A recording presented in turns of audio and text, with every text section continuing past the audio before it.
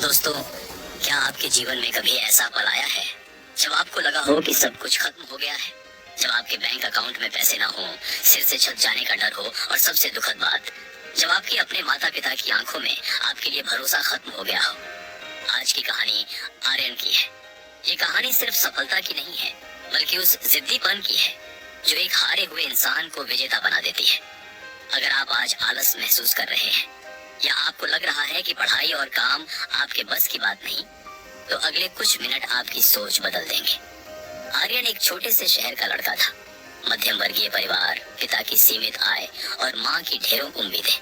आर्यन पढ़ने में बुरा नहीं था, लेकिन उसमें एक कमी थी, कल करेंगे वाली आदत। कॉलेज खत्म हुआ, दोस्तों की नौकरियां लग गईं, लेकिन आर्यन अब भी सही मौके का इंतजार कर रहा था। धीरे धीरे साल बीतने लगे। जो दोस्त कभी साथ चाय पीते थे, अब वे बड़ी कंपनियों के मैनेजर बन चुके थे। आर्यन अब भी उसी पुराने कमरे में बैठा रहता, सोशल मीडिया पर दूसरों की सफलता देखता और अंदर ही अंदर खुद को कोसता। एक शाम घर में सन्नाटा था। आर्यन ने सुना कि उसके पिता उसकी माँ से कह रहे थे, शायद हमारी ही परवरिश में कमी रह गई। आर्यन अब कोशिश भी नहीं करता। पड़ोस वाले पूछते हैं तो शर्म से सिर झुक जाता है। उस रात आर्यन सोया नहीं। उन शब्दों ने उसके सीने में आग लगा दी थी। उसने तय किया कि वह शहर छोड़ देगा और तब तक वापस नहीं आएगा जब तक कुछ बन नहीं जाता। आर्यन दिल्ली आ गया। जेब में सिर्फ 2000 रुपए थे। उसे लगा था कि नौकरी आसानी से मिल जाएगी, लेकिन हकीकत कुछ और थी। बिना अनुभव के कोई उसे काम देने को तैयार नहीं था। उसे एक छोटे से कॉल सेंटर में रात की शिफ्ट मिली। दिन में वह अपनी स्किल्स पर काम करता, कोडिंग सीखता और सरकारी परीक्षाओं की तैयारी करता। उसका कमरा एक ऐसी जगह था जहां सूरज की रोशनी भी मुश्किल से पहुंचती थी। 6 महीने बीत गए।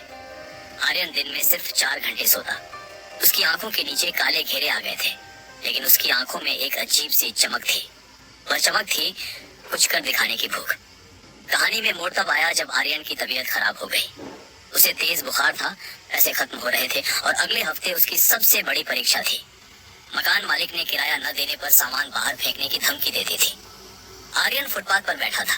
बारिश हो रही थी। उस पर उसके पास 2 रास्ते थे, हार मानकर घर लौट जाए और ताउम्र एक फेलियर का ठप्पा लगवा ले। उस दर्द को अपनी ताकत बनाए और आखिरी बार पूरी जान लगा दे। उसने दूसरा रास्ता चुना। उसने अपनी घड़ी बेची, दवा ली और लाइब्रेरी जाकर बैठ गया।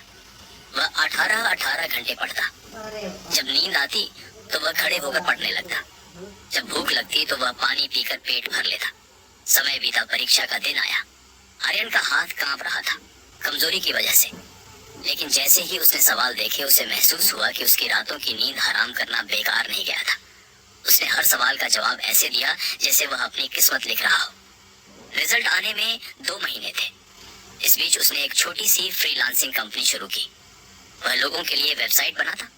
शुरुआत में उसे कोई काम नहीं मिला, लेकिन उसने हार नहीं मानी। उसने 100 लोगों को ईमेल किए, जिनमें से 99 ने मना कर दिया, लेकिन एक ने उसे मौका दिया। उस एक मौके ने आर्यन की पूरी दुनिया बदल दी। उसका काम इतना बेहतरीन था कि उसे और प्रोजेक्ट्स मिलने लगे। समय बीतता, रिजल्ट का दिन आया। आर्यन ने कांपते हाथों से अपना रोल नंबर सर्च किया। कंप्यूटर स्क्रीन पर सिलेक्टेड देख उसकी आंखों से आंसू बह निकले। ये आंसू कमजोरी के नहीं, बल्कि उस जीत के थे जो उसने खुद से लड़कर जीती थी। उसने तुरंत अपने पिता को फोन किया।